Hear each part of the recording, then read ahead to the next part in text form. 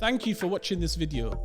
Please help us keep the show alive by liking and sharing this video and by subscribing to the show and making sure the notification button is switched on. For those of you who can help a little bit more, there's a Patreon link down below where you can contribute whatever you can. Every little does help, and all the money will go directly back into the show. You can also keep up with our latest content on Instagram at The No Show Pod, as you can see on the screen. As you know, The No Show is an initiative designed to make academic research accessible to everyone. So do contribute to the conversation, leave some questions, have a discussion, and I'll make sure I get back to everyone. So George, welcome to The No Show. I'm really pleased to have you. Firstly, how have you been coping with this sort of crazy period?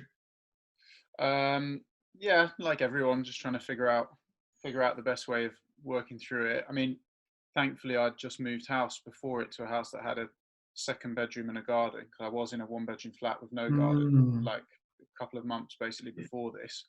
So now I've just been like, oh, thank you. So yeah, so that's made it better. But now I'm like, I've got a little desk set up in my daughter's room, so that can be my office now. Your particular sort of interest in music obviously stems from you being a musician, right?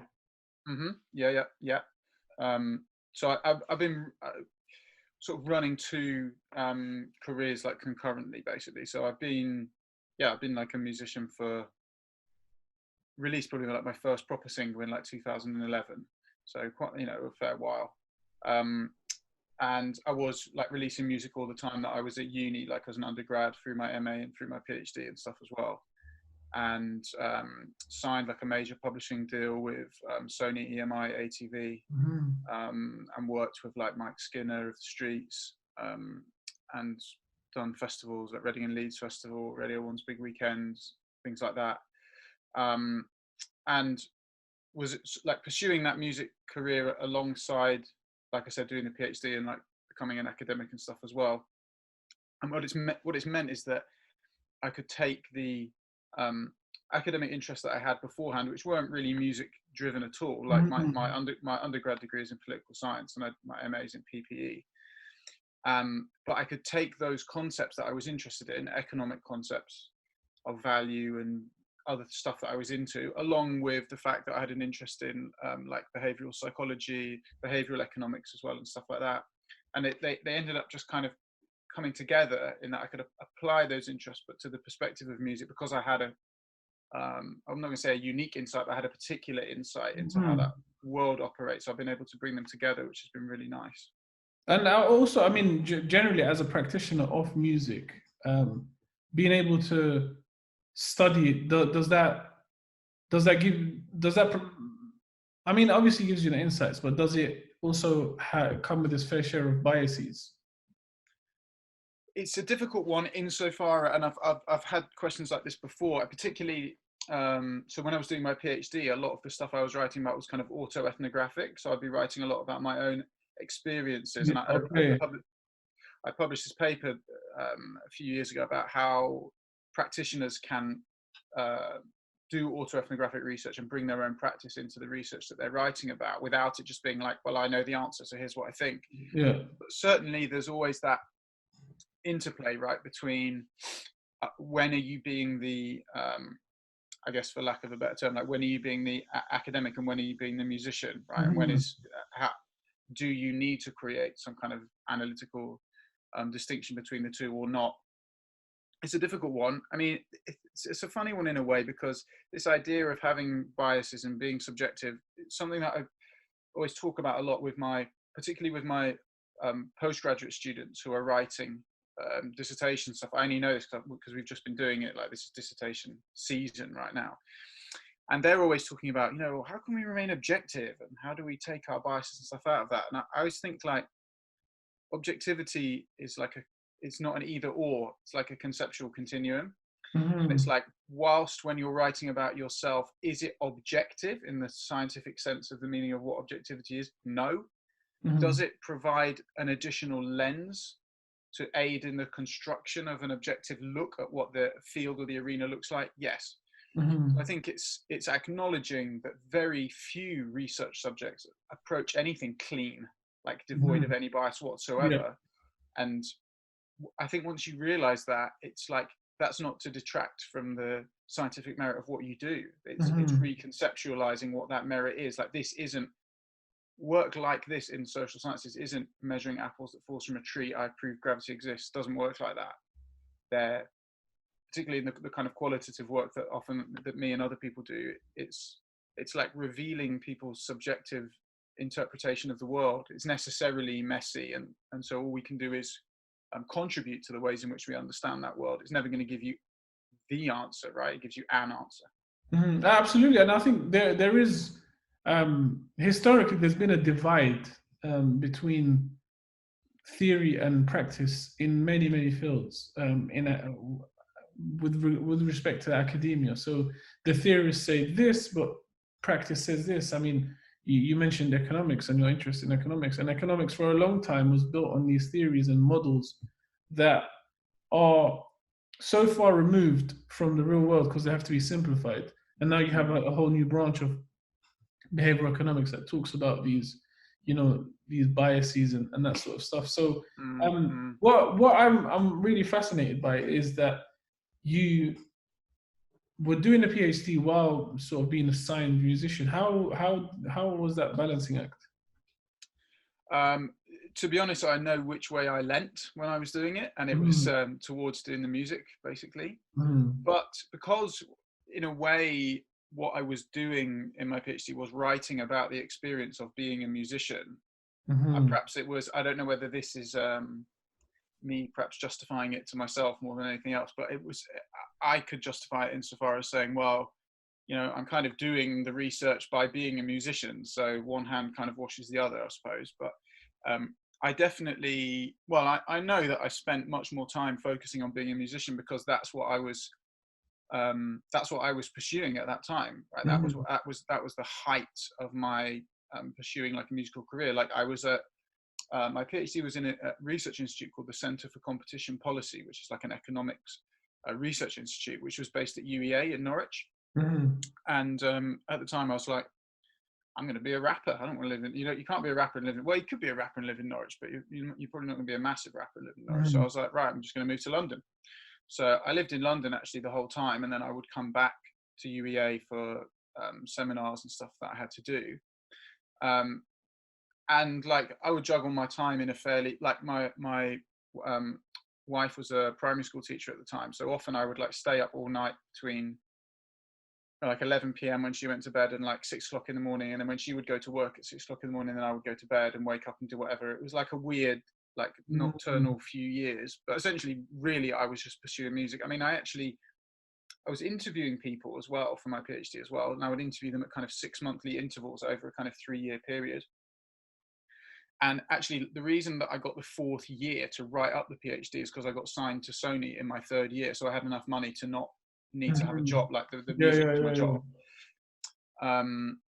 But, I basically wrote the whole like 90,000 words in the final 5 months. I mean, really, I wrote the whole thing in about 5, maybe less, maybe 4 months, based on notes that I collected over the time, interview material, and all of the data I was collecting, which I kind of did as I was going along.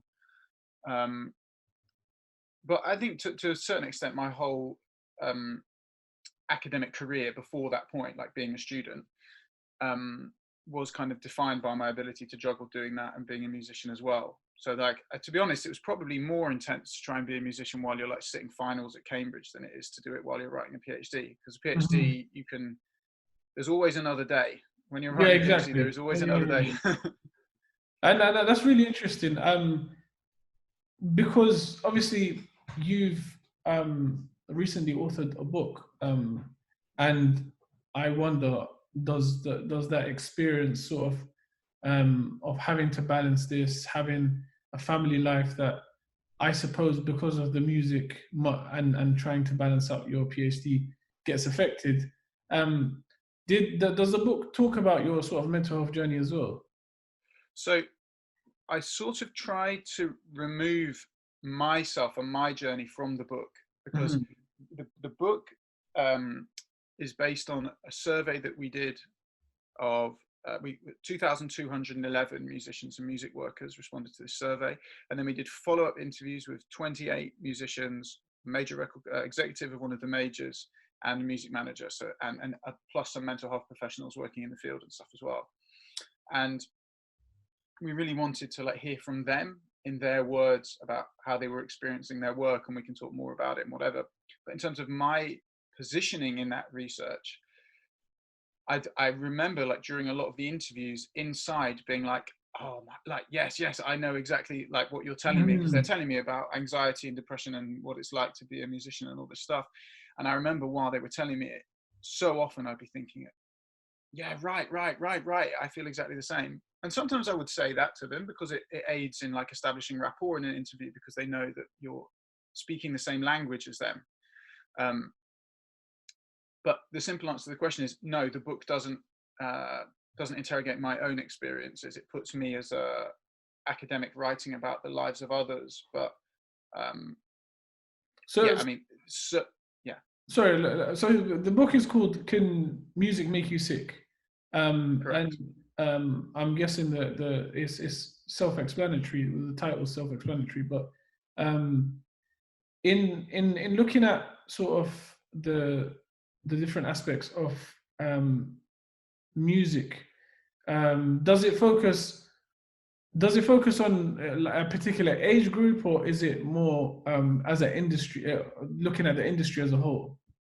So what this book is primarily looking at is the experiences of musicians as opposed to the industry as a whole, and in particular musicians with what we have put in the subtitle. The book is called "Can Music Make You Sick? Measuring the Price of Musical Ambition."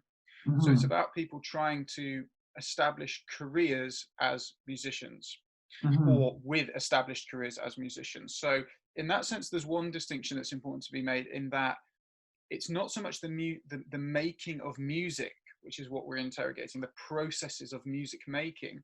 It's the nature of seeking to, or establishing, or maintaining a music career. That's really what we're interested in. So that's the first thing. So that's a particular, there's some classic like music ethnographies, particularly from the 80s and early 90s, that look at music making, and it has people like Ruth Finnegan has one about like music making in Milton Keynes, and it's people who in choirs and like ringing church bells. That kind of music making is very different to the person who's releasing music on Spotify or doing gigs or doing X, Y, and Z to try and build a career. So that's the first thing. The other thing is that then it doesn't focus on a particular age group, although by nature of the fact that it's people seeking to build a career, it ends up it's a young person's game, music or whatever, but it necessarily has some kind of participant selection. But what we did is we surveyed the musicians first, and then we went and did some follow-up interviews. So it takes musicians from all over the UK. Primarily they're based in London, just because that's where musicians by and large are building their careers, but Glasgow, Birmingham, Manchester, Belfast, Cardiff, Newcastle, Edinburgh, all over, from a range of genres. So we have like producers who are producing like drum and bass or dubstep. We've got like rappers, people who are making kind of jazz and soul music, some people from classical music, pop kind of songwriters, all kinds of different genres from a variety of different ages, kind of split male and female. To try and give a kind of overview of the kinds of people that have musical ambition in the UK today, and what their experiences of trying to build a career in the UK today are like. And so how long did this sort of research take? So we actually launched our survey in May 2016. But before then, the person, my co-author who I wrote it with, which is Sally Gross, and she's at University of Westminster as well, she had this idea for quite a few years. And I remember when I joined the department there, which was after I finished my PhD, I remember her saying, I've got this idea about doing this project on music and mental health and stuff, and people don't think it's a real thing. People just say, well, everyone in music's mad. Why is that? That's not a thing. That's not a proper research topic and stuff like that. And she was like working out how to get it off the ground. So it'd been rumbling along since 2015. But we launched the survey in 2016, and then we did the interviews in probably later that year. So I think we did the survey in May or June, and then we did the interviews in about December, and then wrote it up in kind of 2017. And we had these kind of two publications that we put out. So we put out the survey data in 2016. We put out our report that we wrote up in association with the charity who funded it, which is called Help Musicians UK, in 2017. And then we've been writing the book basically ever since that second report came out. Because I remember when we wrote it, the charity had said, having done these interviews, what we would like is I don't know what it was like a 3,000 word report. So we tried to write it, and we got up to about, I don't know, we got up to about 15,000, and we were like, maybe we can trim this down to like 8 or 9, maybe. But there's no way we can fit this all into 3,000. So we put out this version of the paper, which was like 8,000 words long. And almost from the beginning, we were saying, well, what should we, in academia, everyone's like, publish it in a journal article. But in publishing in a journal article, there's still parameters, right? It was like 13,000. So we tried to turn it into a 13,000 word journal article. Too much to say, like it couldn't be done really. So we almost immediately were like, no, this has got to be a book. There's just too much that needs to be said on this. So we've probably been writing the book for like 2 years. So this has been quite a bit of a journey. It's been this has been like the last 4 years of my life, basically, doing this. That's amazing. And because I see that this is one of those things that you mentioned, that you touched on it briefly, where people sort of assume it's part and parcel of the industry, where mental health people, they're all crazy, or they do like drugs are common in the industry, or people who have problems and hurt and that sort of thing express themselves through music, so that's normal. But clearly it's not. And I want you to sort of give us a bit of a deeper explanation, both as a practitioner and as someone who listened to like thousands of others. The journey of that argument, which is the argument that we try to unfold over the course of like the first chapter of the book, because it's not that it's a complex argument, it's just one that needs engaging with properly, is that we started from this really, really simple position, which is asking a really basic question, which is what's life like for a musician today? What's it like to be a musician today? And that was our starting point. And starting from the idea that the music industries, plural, that people really work in, is a site of like hedonism and enjoyment and creativity and excess and glamour, and it's driven by what we call like techno-positivism, like a belief that technology is brilliant, and like it's never, you always hear these big claims like this is the age of the artist is empowered, it's never been a better time to be a musician, all this stuff which we all hear, like I hear it on music industry panels that I'm invited to all the time. You have that, but at the same time the industry is full of people that are struggling, and we hear about this all the time. We all saw the appalling story of what happened with Avicii. We all saw what happened in 2011 with Amy Winehouse. We all saw Scott Hutchison. We all saw these stories again and again and again. Chester Bennington, all of that. We kept seeing this. And I remember that we read an interview in 2015 with Benga, the dubstep producer Benga, in The Guardian, and he was talking about how he developed schizophrenia, and that the nature of his work in some way contributed to that. He didn't say, it was the cause or blah. He just said he felt that it contributed to the onset of that. And that idea is something that's been, I guess, like smoldering in the ashes of the music industry, largely like post Amy Winehouse, when a lot of people were asking questions about what's the duty of care of the record label towards her, like what could have been done in this situation, some kind of acknowledgement that the infrastructure and world around her needed, whether it's not about blame, it just needed interrogating in some respect. And so what we were wanting to do was to say, look at what's going on. Look how if there was any other industry where this many people were killing themselves all the time, people would be saying, what is going on here? And in music, those discussions are a little bit different, for the reason that there is often this idea about this relationship between, like, for lack of a better term, art and madness, that these two things are always entangled. They're entangled with ideas of morality or religion and sexuality and pleasure, power. All these things are tied up together. And you have this idea that there's this like artistic personality, right? That music making, that people who make music somehow are psychologically different, or it attracts either people who are more psychologically either emotionally attuned or unstable, perhaps depending on your perspective.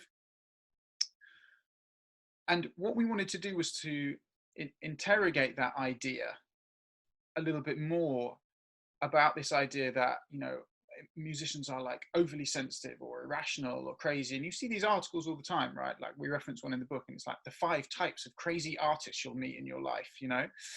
And it's all of that's tied up with ideas around like the tortured artist or 27 club, you know, where musicians, the famous musicians who've died when they're 27 years old. Very few of these ideas, I'm not saying are like scientifically proven, but are certainly like devoid of scientific interrogation. So what we wanted to do was to come in and say, let's take a little bit more seriously the working conditions of these musicians and interrogate the world that they're working in, because the idea actually that music could have a negative impact on people as well as a positive, like everyone accepts that music listening to music has a positive impact on people. Like we all know these stories, right? You have the Mozart effect, you know, like this sort of rare idea that like, if you listen to Mozart, your IQ increases by X number of points, and we have music therapy to help people through trauma, all of this stuff. Like we all accept that. But on the flip side, there is this discussion and this idea that certain kinds of music or music making can actually have less positive effects. So, for example, there are long like historical ideas about the fact that, you know, playing the piano was said to kind of like overexcite women who played it, so they shouldn't be allowed to play it, and like that historically it could lead to like homosexuality in young men, for like, you know, because it's overexciting the nerves. So there is this kind of, there are these old ideas, and these old ideas have contemporary resonance in certain things that we see. So there are 2 really interesting examples, I think, that bring this idea up today. The first one is, you've seen a lot of these, well, not a lot, but you've seen a few of these criminal behavior orders issued to drill artists recently. So you had this group like from Ladbroke Grove, right, who were basically issued with a court order to say you can't produce music because whatever, it's inciting violence, whatever like that. To me, there's a thread linking one to the other, right? That music could be so powerful and so dangerous that it could lead people to kill each other, that it needed to be stopped. Similarly, when Fabric had its license, the nightclub Fabric had its license taken away from it a few years ago, there was a licensing committee hearing at Islington Borough Council. And one of the things they discussed was, should the BPM of the music played at Fabric be capped, be stopped? Okay. On the understanding that if slower music is being played, maybe there would be fewer drugs taken and therefore less death, you know? So that idea that music can be powerful and could potentially have adverse effects on people is not unheard of. And so what started to happen was, there were these studies, like now it's like the survey tsunami at the moment in music, where there's a survey for everything, right?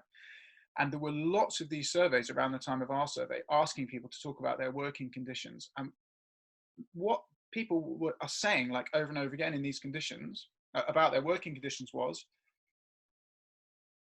very few people like explicitly were saying like, being a musician made me depressed. They don't say it in those terms, right? But what they say is the working conditions, the specific working conditions of making music for a variety of reasons can undermine my mental health and are certainly destabilizing, at worst, you know, at best destabilizing, at worst damaging. And so someone needs to come and critically interrogate this, to flip around the idea that music attracts people who are mad, and everyone there who are mad anyway, to say, actually, let's look at the work that they do and whether or not the nature of that work shines a light on what it's like to be a musician. And that's where we came in, basically. It's kind of a long story, but that's the story. No, but that's a really, really that's a really coherent sort of way of breaking down the journey of your research.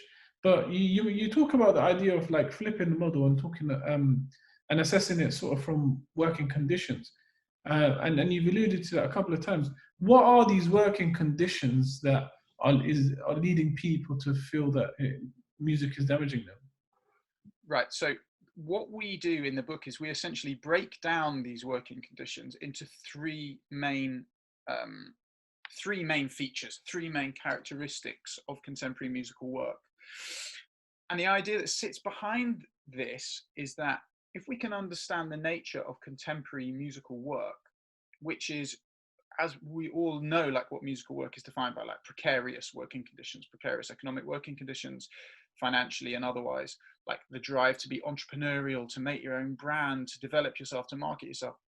Those ideas, I'm saying we as like non-musicians as well, people see that in their daily lives. That's becoming an imperative in the workforce generally, to behave as musicians do. Mm-hmm. So there's this argument that musicians are the canary in the coal mine, insofar as if we can understand the way that musicians work, bear in mind that these are supposed to be the people that love their work. No, precarious labor is not unique to being a musician. What's interesting is that musicians are supposed to love their work. Mm-hmm. Musicians aren't Deliveroo riders. Deliveroo riders are precarious, but no one expects them to define their identity as like, being a Deliveroo rider is what defines my life. No one expects that. But musicians do. So we need to understand them, because it will tell us something about us.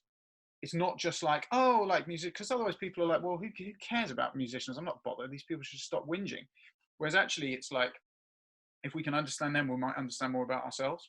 So anyway, the features of this musical work, like we say, are basically threefold. And we use the prism of a status, like a relationship status, like you see on Facebook, but also to kind of train you that the idea of status in this work is key.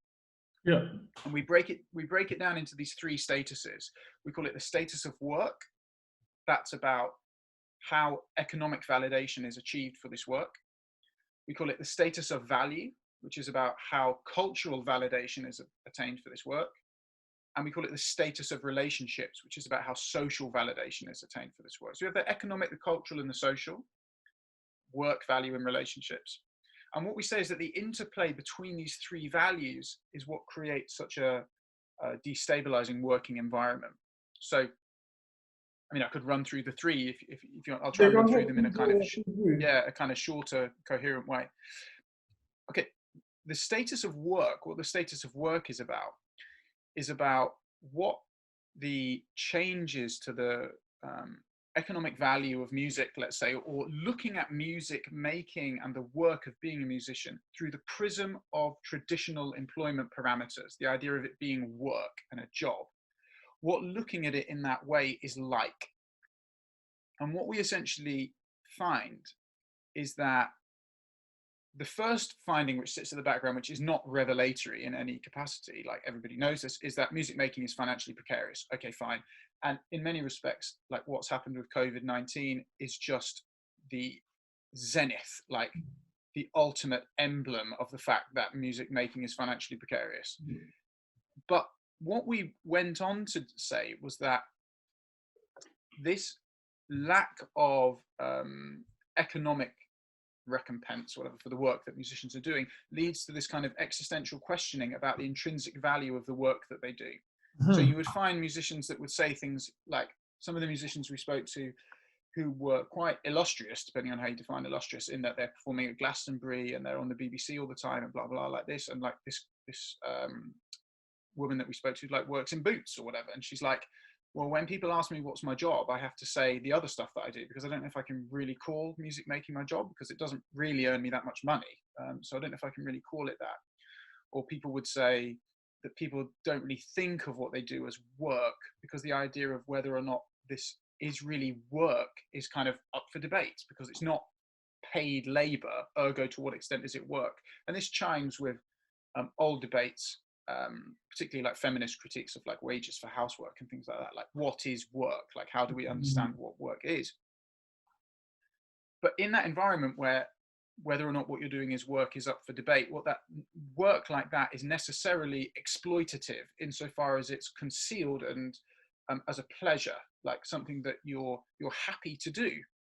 Like in the same way, and we use the prism of the expansion of like service economies to better understand musicians, in that it's like this smile economy where everyone has to be like positive all the time. It's driven by this idea of like positivity that runs through the music media, which you see all the time. Like the world that I'm embedded in is basically just full of constant bullshit of people being like, look at this is great, like sign up, like YouTube, like monetize your content, like the world's brilliant. Well, no, like, bro, no, like, but it's driven by this idea that everything is brilliant. And so, and not only that, like the work that you're doing is like, people feel that it's a blessing to be doing because they're doing something they love, and they really do love doing it. And so you have this idea of exploitation that rumbles around in the background of that work. Similarly, if you can't know when it's work, at the same time, you can't know whether you're a professional. How do you know whether you're a professional musician or not? How does one measure professionalism? You know, there are some people who have careers in music where they're earning money, they have a house, they have a family, they're going. And other people in the music industries might not see them as like illustrious, a big deal, like kids on the bus, like going to school, like listening to music, playing out the speaker on their phone, don't know who these guys are, and they're not at Glastonbury and stuff, but they have a career. Whereas equally, there's someone else who is performing at Glastonbury in front of tens of thousands of people, who works in Boots and lives at home with their mum. Which one of them is the professional and which one is not? So the world is such a kind of blurred one. So what that leads us to in the chapter is then to say, well, in this environment, what actually is success for a musician? How do you know doing this work that you're successful? Because it's not the pay. I can assure you that it's not the pay. So how do we know what success is in an environment where it is so difficult to convert the kind of cultural and ritual value of the work that you do into economic value? You see these musicians all the time. We spoke to them in our research, who were performing at Las Vegas in front of 10,000 people, flew home, they live in their mum's loft. Is it fair for them to see themselves as successful? And if they do, is that right? And if they don't, should that be interrogated as well? How do they really know? They don't really know whether it is. And alongside this, what you find is this very, very powerful internal locus of responsibility for that success or failure of being a musician, right? It's very, very much driven by this belief, which is rooted in this kind of economic myth-making of the music industries, that music is a meritocracy. We start our chapter with this quote from UK Music that says, music is a meritocracy. Bullshit, like, but it's driven by this idea that it is, and musicians really internalize this, rooted in this idea now that they are entrepreneurs, right? Like, be an entrepreneur, like you have control over your career. If you say that, what that means is if you fail, it's your fault. When in fact we know that there are structural issues that take place within wider creative industries and the music industries more generally that mean that's just simply not true. And so in the end, what ends up happening is musicians have a very uneasy relationship between the work that they do and the role it might come to play in their future. And we talk a lot about music as a form of social mobility or not, and whether or not music comes to play a role in their future. So that first finding basically is asking the reader or asking whoever's interested in it to say, what does it feel like to do musical work? What does it feel like to be musical work? Like to work so hard at something which you or other people might not actually consider work, which produces outcomes which are hard to make sense of, which produces outcome which contradicts each other, which gives you such amazing things but takes them away in an instant, which relies on self-belief and positivity in an environment which can be so negative. In an environment like that, you think, well, no wonder musicians are anxious. How could you'd have to be wild to not be. So that's the first finding, right? About that first finding is about the nature of musical work, basically. That's that's the first feature. The second feature, I'll talk about the second feature if you want. So the second feature is about, in that environment where the economic conceptualization of labor relations and employment is so blurred, musicians will seek validation elsewhere. So one of the places they'll do this is online, and another place will be in the music industry itself. So we talk about how seeking to acquire cultural value for this work is emotionally destabilizing. So online, for example, one of the features we talk about is the relationship between feedback and vulnerability. This idea that you need to be vulnerable, right, in order to be authentic. You've got to share that vulnerability, but you also need to share it in an environment where, like, on your phone at any second, someone will text around and say, this is shit, don't like it, blah, whatever. One of the people we spoke to used a line that said, like, music is you stood stark naked in the street asking for people to comment, you know. So you have that. Related to that, you then have this idea, which we talk about in terms of a relationship between competition and relevancy, which means that online, the ferocious level of music competitiveness, i.e. the number of people seeking to create a career in music, means that it's not just enough to make music to be a musician, right? You have to stay a musician, and to stay a musician, you have to stay relevant. Staying relevant means you've made a song, 8 weeks go by, when's the next one? When's the next one? When's the next one? Let's go. You're no longer a maker of music, right? You are a producer of content, right? That content that must be fed, bang, bang, bang, like, in order to stay relevant in people's minds, because the environment is so competitive. And, you know, in a way, like, you look at Avicii's touring schedule, to us, that is one of the more extreme examples of what that relationship between abundance and staying relevant looks like, right? If you don't do this gig, somebody else will. If you don't appear on the radio, someone else will. Let's go. Bang, bang, bang, bang. So the relationship that music makers have with social media is a complicated one in that way.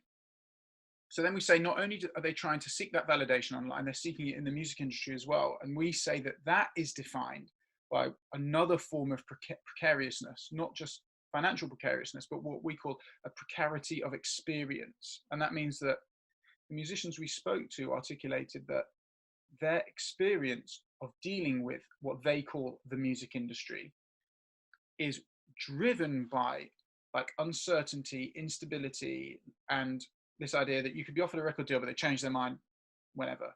This idea that you go to meetings, people might turn up, they might not. This idea that you make a song, maybe it will get released, maybe it won't. Even if you do release a song, you know, it needs the right A&R, the right marketing person, the right people at the label to hear it at the right time, with the right mixer, the right radio plugger, the genre to be, you know, in vogue at the Radio 1 and One Extra playlist meeting that week, all along the chain. And P.S., by the time it comes out, let's hope that Drake and Ed Sheeran don't have a single out, otherwise you're not getting played anyway, so forget it. Like, it's an uncertain environment by the very nature of it, that then gets dressed up in this idea of, like, luck, randomness. Musicians will say things like, oh yeah, you know, it's all about luck and randomness and timing, but that rhetoric actually obscures enormously the kind of endemic structural features of inequality that drive musical careers, actually. And it ends up being dressed up in this language of luck and randomness, and this kind of celebratory, individualized terminology of, well, you're in control. Like, what's the problem? Like, you know, you could record all, like I did, for example, like, you can record all your songs on GarageBand for free. So, like, I was playlisted on the Radio 1 playlist meeting, for example, with a song that I recorded on GarageBand on a USB microphone that I bought from Argos for £35. Now, on the one hand, great. Like, you can compete with whoever for no money. On the flip side, so can everybody else.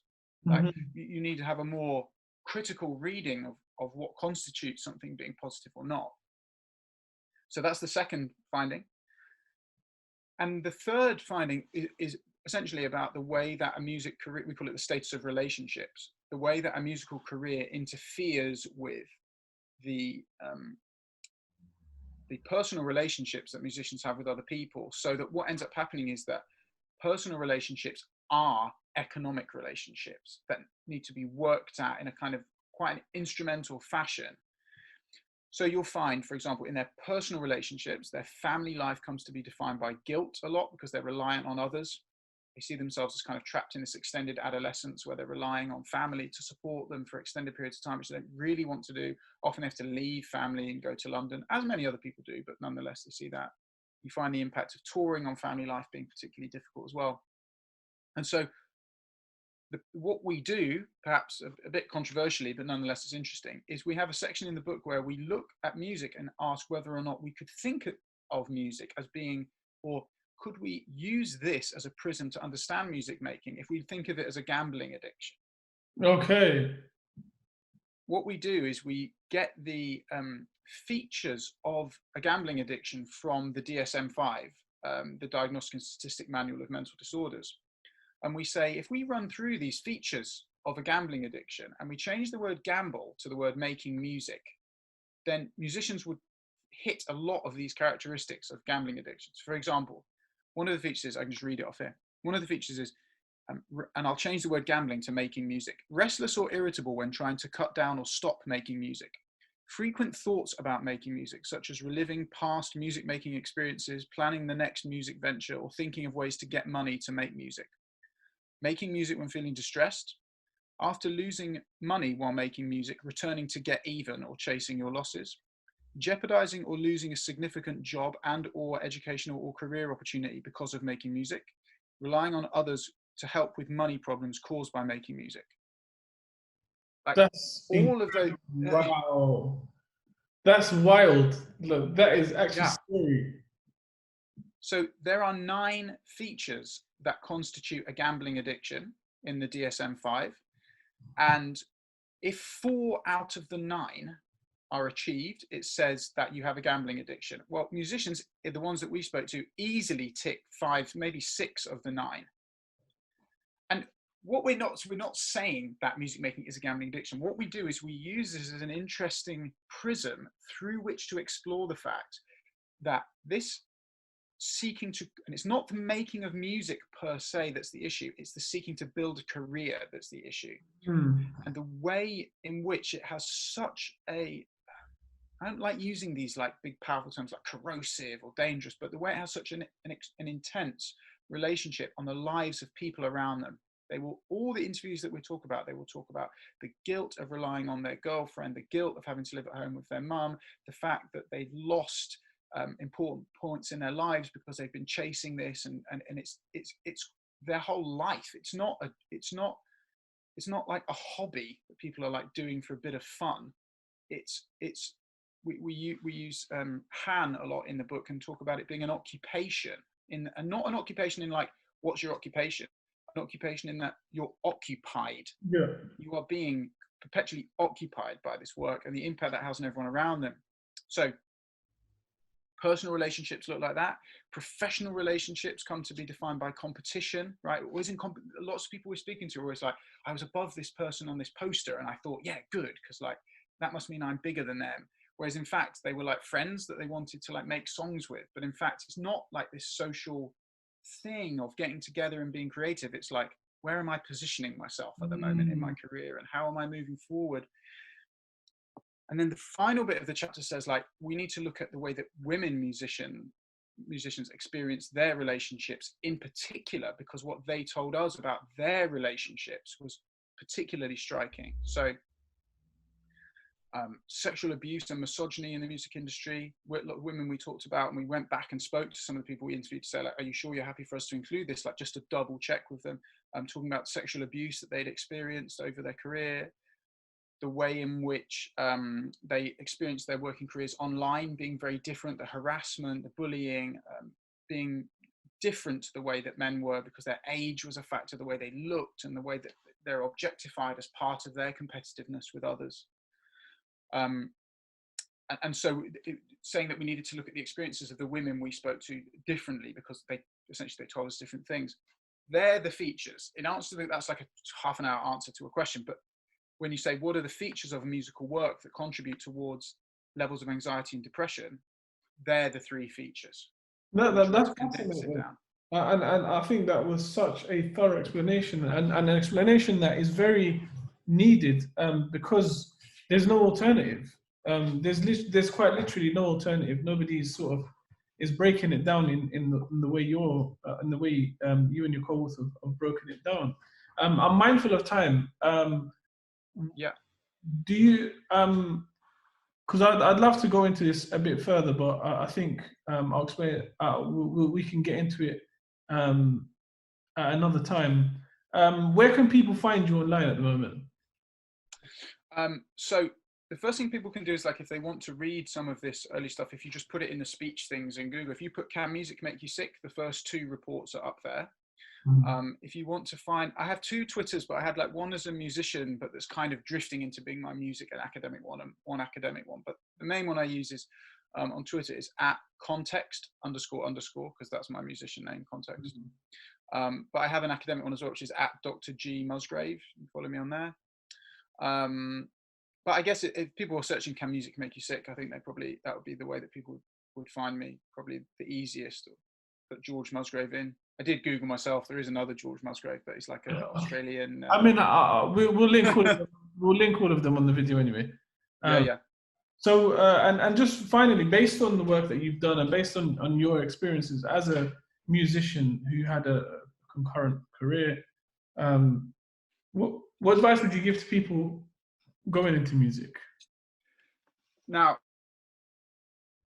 like, this is the difficult question for me, because one of the things we tried to do in the book is to top and tail it with a discussion of what it means for us as like music educators, because like not my whole academic teaching is not just about music, but lots of the students that I teach are doing music, a master's in music business, and want to be musicians.